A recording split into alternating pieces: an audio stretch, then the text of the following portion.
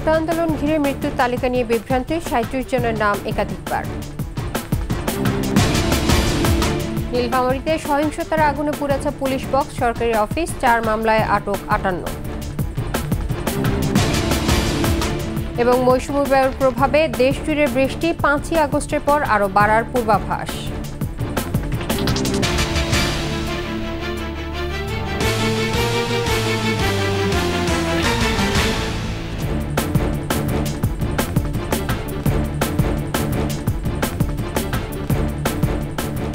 শুনছিলেন first security ইসলামী bank PLC সংবাদ শিরোনাম। আমন্ত্রণ ২১ দেশের সংবাদে, আপনাদের সঙ্গে থাকছে ইসরাত জাহান।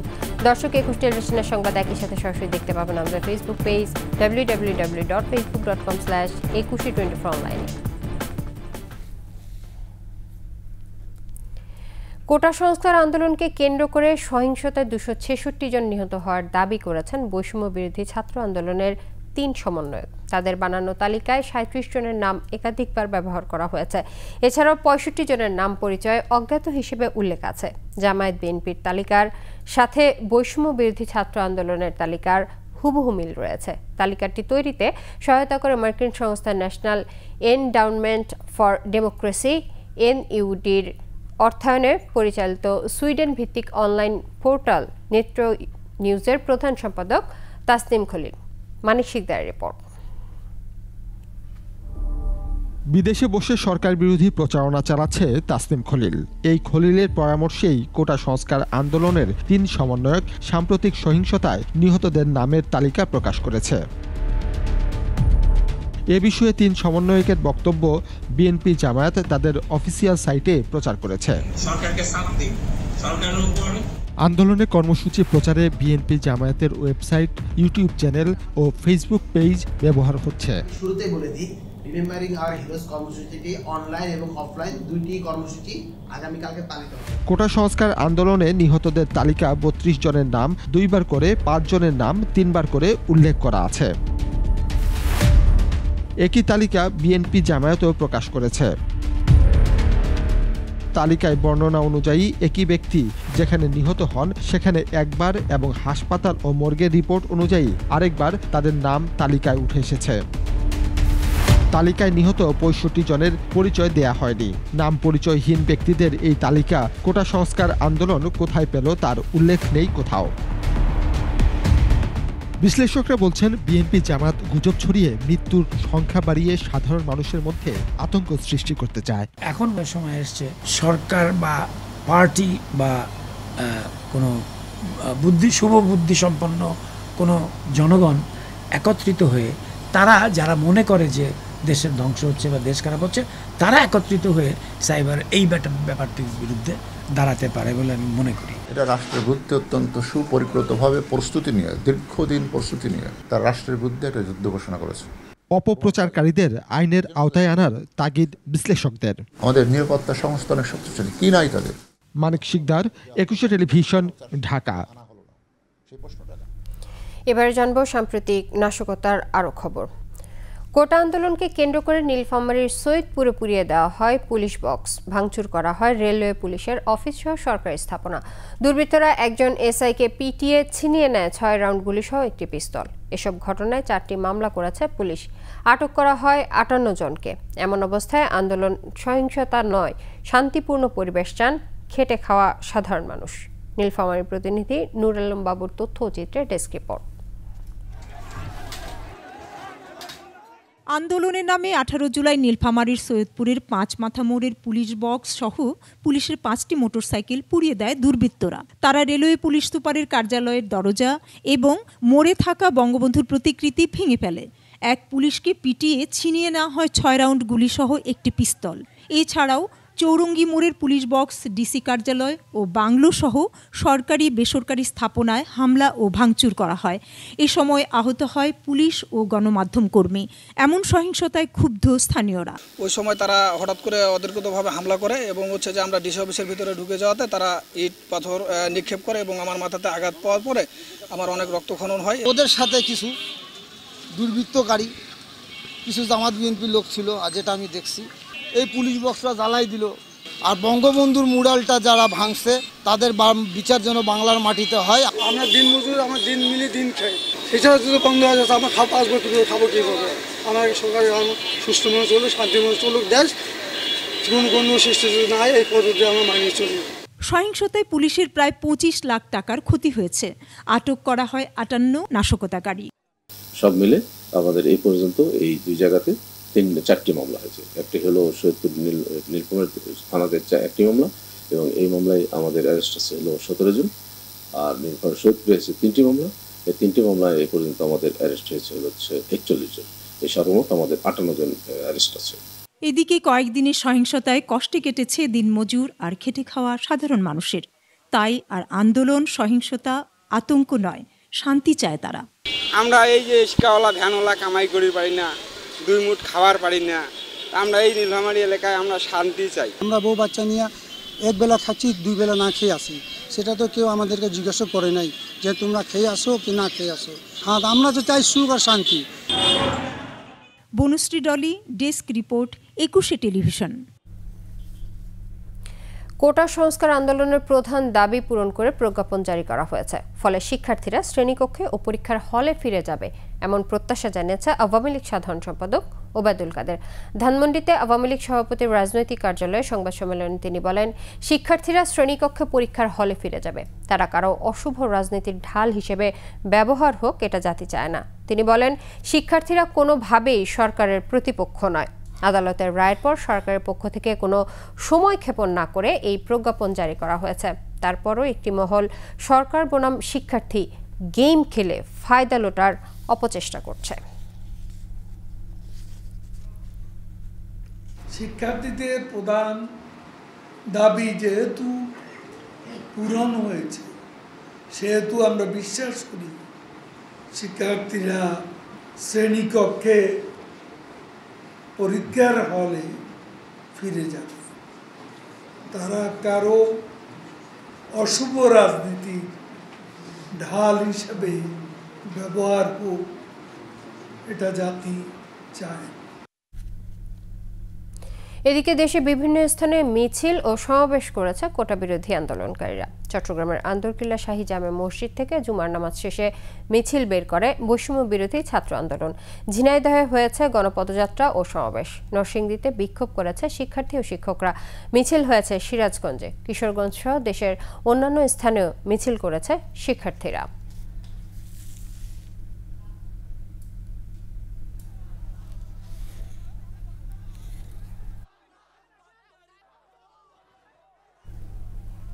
মৌসুমি বায়ুর প্রভাবে পুরো আগস্ট মাস জুড়ে বৃষ্টি হবে বলে জানিয়েছে আবহাওয়া অফিস। তবে আগামী 2 দিন বৃষ্টির পরিমাণ কিছুটা কম থাকলেও 5 আগস্টের পর থেকে বৃষ্টি আবারও বাড়বে। ভারী বর্ষণে তিস্তা ও সুরমা অববাহিকায় জলাবদ্ধতার পাশাপাশি পার্বত্য এলাকায় ভূমিধসের আশঙ্কা রয়েছে। এদিকে ভারী বৃষ্টির কারণে মোংলা বন্দরে জাহাজ থেকে পণ্য খালাস ব্যাহত হচ্ছে। প্রতিনিধিদের সহায়তায় মফির রহমানের রিপোর্ট। বর্ষাকাল বেশ আগে শুরু হলেও এতদিন খুব একটা বৃষ্টি ছিল না। গেল কয়েকদিন ধরে দেশে মৌসুমি বায়ু সক্রিয় হওয়ায় শুরু হয়েছে ভারী বর্ষণ। আবহাওয়া অফিস বলছে 2-1 দিন বাদে প্রায় পুরো আগস্ট মাস জুড়েই ভারী বৃষ্টির সম্ভাবনা রয়েছে। 3 তারিখ সকাল থেকে 4 তারিখ অর্থাৎ 4 আগস্ট বিকেল পর্যন্ত তীব্রতা একটু কম থাকবে, কিন্তু এরপরে আবার বৃষ্টিপাতের তীব্রতা 5 আগস্ট থেকে বৃদ্ধি পেয়ে 10 তারিখ পর্যন্ত অব্যাহত থাকতে পারে। ভারী বৃষ্টির প্রভাবে তিস্তা ও সুরমা কুশিয়ারা অববাহিকায় জলাবদ্ধতা হতে পারে। একই সাথে পার্বত্য এলাকায় ভূমিধসের আশঙ্কাও রয়েছে। চট্টগ্রাম, সন্দ্বীপ, মহেশখালী, বান্দরবান, রাঙামাটি, কুতুবদিয়া এইসব অঞ্চলে, কক্সবাজার, টেকনাফ এইসব অঞ্চলে ব্যাপক বৃষ্টিপাত, অতি ভারী বৃষ্টিপাত হয়েছে এবং আজকেও তা অব্যাহত রয়েছে অলরেডি। সুতরাং এই অতি ভারী বৃষ্টিপাতের কারণে চট্টগ্রামের পাহাড়ি এলাকায় ভূমিধসের সমূহ সম্ভাবনা তৈরি হয়েছে এবং তা ত্বরান্বিত হতে পারে। সমুদ্র বন্দরগুলোকে 3 নম্বর সতর্ক সংকেত দেখাতে বলা হয়েছে। এছাড়া উপকূলীয় জেলাগুলোতে ঝোড়ো হাওয়ার পূর্বাভাস দিয়েছে আবহাওয়া অফিস। উপকূলীয় জেলাগুলোতে অস্থায়ীভাবে দমকা বাতাস ও ঝোড়ো হাওয়া সহ বৃষ্টি অথবা বজ্রসহ বৃষ্টি হতে পারে। ভারী বৃষ্টিতে দুর্ভোগ সৃষ্টি হয়েছে মংলা পৌর শহরের বিভিন্ন এলাকায়, ব্যাহত পণ্য খালাস। কক্সবাজারের নিম্নাঞ্চলের কিছু এলাকা নতুন করে প্লাবিত হয়েছে। জেলার চকরিয়া, রামু ও পেকুয়া উপজেলার 15টি ইউনিয়নের প্রায় 1 লাখের বেশি মানুষ পানিবন্দী অবস্থায় রয়েছে। কুয়াকাটায় উত্তাল রয়েছে সাগর। এর প্রভাবে রাত থেকে ঝড়ের পাশাপাশি মাঝারি থেকে ভারী বৃষ্টিপাত হয়েছে। এছাড়া বৃষ্টিতে দুর্ভোগে পড়েছে নোয়াখালী, রাজশাহী, শরীয়তপুর, বরিশাল সহ বিভিন্ন এলাকার মানুষ। মফিউর রহমান, একুশে টেলিভিশন, ঢাকা। নিচে সংবাদ বিরতি, যখন ফিরছি তখন অন্যান্য সংবাদের সঙ্গে আরও থাকবে। সবজিতে ফিরেছে স্বস্তি, কমল ডিম ও সব ধরনের মুরগির দাম।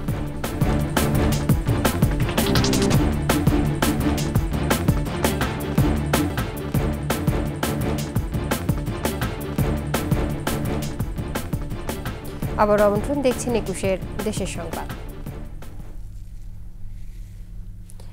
বাজারে কাঁচামরিচের ঝাঁঝ না কমলেও গত সপ্তাহের তুলনায় কমেছে বিভিন্ন সবজির দাম। সপ্তাহের ব্যবধানে ব্রয়লার ও সোনালী মুরগির দাম কমেছে কেজি প্রতি 10 থেকে 20 টাকা করে। ডিমের ডজন 5 টাকা কমে খুচরা বিক্রি হচ্ছে 145 টাকায়। বিক্রেতারা বলছেন, পরিস্থিতি বিবেচনায় সরবরাহ যথেষ্ট থাকলেও ক্রেতা কম থাকায় নিত্যপণ্যের দর কিছুটা কমতির দিকে। এছাড়া মাছের দরও রয়েছে স্থিতিশীল। বিস্তারিত জানাচ্ছেন পার্থসারথী।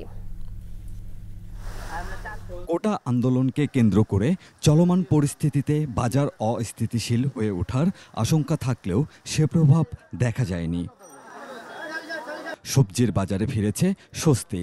কোনো সবজির দাম কেজি প্রতি অর্ধেকে নেমেছে, তবে কমেনি কাঁচামরিচের ঝাঁঝ। বেগুন গোল্ড আছে আপনার 50 টাকা কেজি, লতি আছে 40, টমেটো আছে 130 টাকা, ঝিঙ্গা আছে 40 টাকা। বাজার আজকে মোটামুটি একটু এর মধ্যে আর কি নাগালের মধ্যেই মনে হচ্ছে। সবজির বাজারটা আজকে তো আমার মনে হচ্ছে কন্ট্রোলে আছে। মরিচের দামটা বেশি আজকে। ব্রয়লার ও সোনালী মুরগির দাম পড়তির দিকে। বিক্রেতারা বলছেন, পরিস্থিতি বিবেচনায় সরবরাহ স্বাভাবিক। ডিমের দামও আরও কমার ইঙ্গিত বিক্রেতাদের। ব্রয়লার বিক্রি হচ্ছে 170 টাকা, আর আপনার পাখি সোনালী অরিজিনালটা বিক্রি হচ্ছে 270 টাকা, 80 টাকা। আর আপনার 2-4 দিন আগের ঘটনা ছিল 290 টাকা, 300 টাকা। সেই হিসেব করে এখন তুলনায় দাম একটু কম। যে বাজারটা ঊর্ধ্বগতি হয়েছিল সেটা হিসেবে বাজার এখন একটু কম। সরবরাহ আছে, যথেষ্টই আছে, কিন্তু তারপরও তুলনামূলকভাবে চাহিদা কমের থেকে আর কি বাজারটাও একটু কম। মাছের বাজারও রয়েছে স্থিতিশীল। দেশি ও চাষের মাছ কেজি প্রতি 30 থেকে 50 টাকা কম বেশি। এদিকে ইলিশের যোগানও যথেষ্ট। মাছের দামটা মোটামুটি আছে। সামনে যদি মাছের দাম আমদানি বেশি আছে, বেশি দিন লাগবে না, 2-3 দিনের ভিতরেই মাছের দাম কমে যাবে। বাচ্চা মাছটা আগে বেচছি আমরা 500, আজ বেচতেছি 500 বেচতেছি, 20 টাকা কমে আনছি বা আরো 20 টাকা কমেও বেচতেছি। নদীর মাছটা যেগুলো আছে এগুলো দাম সবসময় বেশি থাকে, আজকে দেখলাম একটু আরো একটু বেশি। বাজার সরবরাহ ঠিক আছে। অন্যদিকে চাল, ডাল, আটা, ময়দা সরকার নির্ধারিত দামেই বিক্রি হচ্ছে। পার্থসারথী, একুশে টেলিভিশন, ঢাকা। কোটা সংস্কার আন্দোলন ঘিরে সহিংসতায় গণমাধ্যম কর্মী হতাহতের ঘটনায় প্রতিবাদ সমাবেশ করেছে সহকর্মীরা। রাজধানীর কারওয়ান বাজারে সমাবেশে বক্তারা বলেন, গণমাধ্যম কর্মীরা কোনো পক্ষের হয়ে কাজ করে না। তারা অভিযোগ করেন, পেশাগত দায়িত্ব পালনে সাংবাদিকরা হামলার শিকার হচ্ছেন। সাম্প্রতিক সহিংসতায় 4 গণমাধ্যম কর্মী নিহত হয়েছেন, আহত হয়েছেন 2 শতাধিক।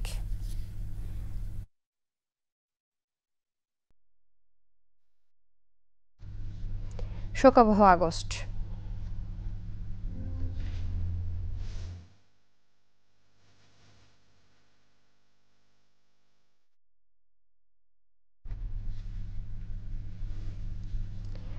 জাতির পিতা বঙ্গবন্ধু শেখ মুজিবের হত্যাকারীদের পুরস্কার দিয়েছিল পরবর্তী সরকার। দেশ ছাড়িয়ে বিদেশি মিশনেও তাদের মিলেছিল উচ্চ পদে চাকরির সুযোগ। পুরো ঘটনাটি ছিল পরিকল্পিত। মানবাধিকারের দোহাই দিয়ে তারা রাজনৈতিক আশ্রয় পেয়েছে বিভিন্ন দেশে। আরও জানাচ্ছেন প্রণব চক্রবর্তী।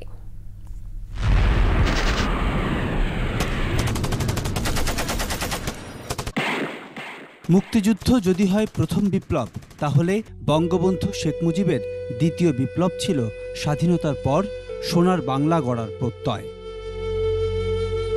জাতির জনকের আকাশচুম্বী জনপ্রিয়তা আর বিশ্বজোড়া খ্যাতি নস্যাৎ করতে ঘাতকেরা শুরু করে ষড়যন্ত্র, যাদের কেউ কেউ মুক্তিযোদ্ধা হলেও মূলত তারা ছিল পাকিস্তানের চর।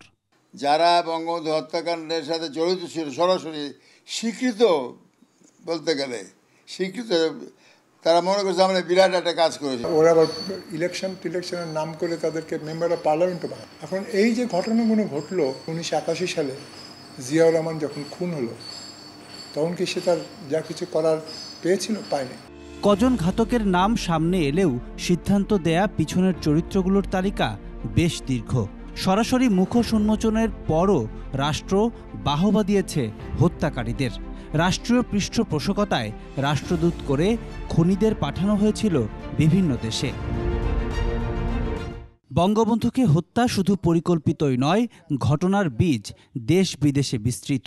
মুক্তিযুদ্ধের সময় যে ষড়যন্ত্র, তারা মনে করছে এটা আমাদের পার্সোনাল ডিফিট, আমেরিকার জন্য এটা পরাজয়, এটা তারা মেনে নেয়নি, এখনও নেয়নি। তারপরে বঙ্গবন্ধু হত্যাকাণ্ডের যে ষড়যন্ত্র, সেটা পেতে তাদের হাত ছিল।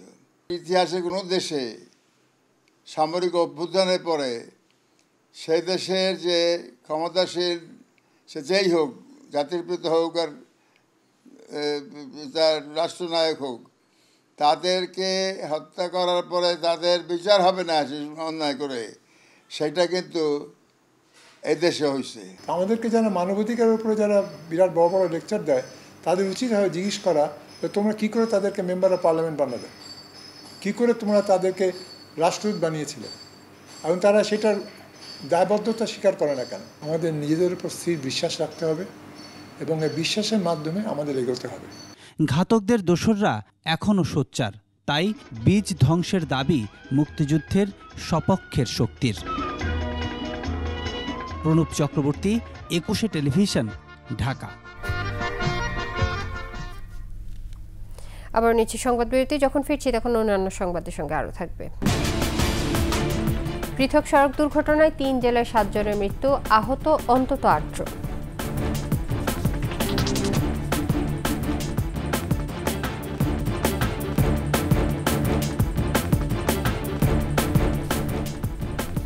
আবার আমন্ত্রণ, দেখছিলেন 21 দেশের সংবাদ। পৃথক সড়ক দুর্ঘটনায় রাজবাড়ী সদরের কামালদিয়া, বরিশালের গৌরনদী ও নীলফামারীতে 7 জন নিহত হয়েছে, আহত অন্তত আরও 8 জন। সকাল 7:30টার দিকে রাজবাড়ী জেলা শহর থেকে ছেড়ে আসা ফরিদপুর গ্রামে একটি বাস কামালদিয়া এলাকায় পৌঁছলে বিপরীত দিক থেকে দ্রুতগতির একটি ট্রাকের সাথে সংঘর্ষ হয়। এতে বাস ও ট্রাক রাস্তার পাশে খালে পড়ে যায়। উভয় পরিবহনের সামনের অংশ দুমড়ে মুচড়ে যায়। খবর পেয়ে সেনাবাহিনীর সদস্য এবং রাজবাড়ী ফায়ার সার্ভিসের কর্মীরা এসে হতাহতদের উদ্ধার করে রাজবাড়ী সদর হাসপাতালে পাঠায়। সেখানে চিকিৎসারত অবস্থায় 3 জনের মৃত্যু হয়। এদিকে ঢাকা বরিশাল মহাসড়কে গৌরনদী বাস স্ট্যান্ডে বরিশাল থেকে ছেড়ে আসা কাভারভ্যান ও ঢাকা থেকে ছেড়ে আসা পিকআপের সংঘর্ষে ঘটনাস্থলেই পিকআপের ড্রাইভার ও এক যাত্রী নিহত হন। এ সময় পিকআপে থাকা এক নারী ও এক শিশু মারা যায়। অপরদিকে নীলফামারীর কিশোরগঞ্জ অবিলের বাজারে ট্রাক ও অ্যাম্বুলেন্সের সংঘর্ষে 2 জন নিহত, আহত হয়েছেন 3 জন।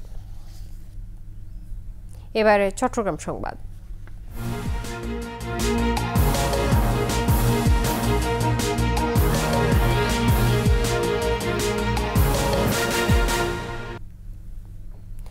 ভারী বর্ষণে চট্টগ্রামে বাড়ছে পাহাড় ধসের সংখ্যা। ঝুঁকিপূর্ণ এলাকা থেকে মাইকিং করে লোকজনকে সরিয়ে নেওয়া হচ্ছে।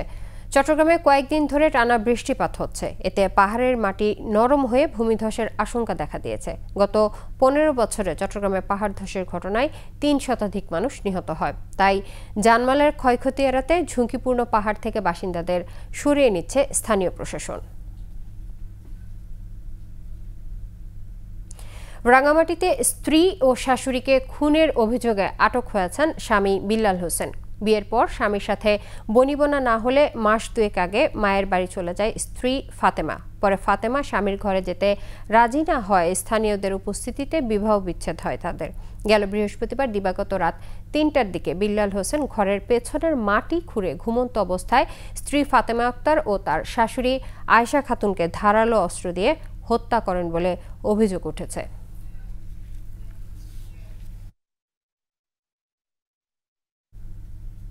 আর এর সাথে শেষ করছি 21 দেশের সংবাদ। তবে যাবার আগে ফার্স্ট সিকিউরিটি ইসলামী ব্যাংক পিএলসি সংবাদ শিরোনামগুলো আরও একবার। কোটা আন্দোলন ঘিরে মৃত্যুর তালিকা নিয়ে বিভ্রান্তি, ৩৭ জনের নাম একাধিকবার। নীলফামারীতে সহিংসতার আগুনে পুড়েছে পুলিশ বক্স, সরকারি অফিস, ৪ মামলায় আটক ৫৮। এবং মৌসুমী বায়ুর প্রভাবে দেশজুড়ে বৃষ্টি, ৫ই আগস্টের পর আরও বাড়ার পূর্বাভাস।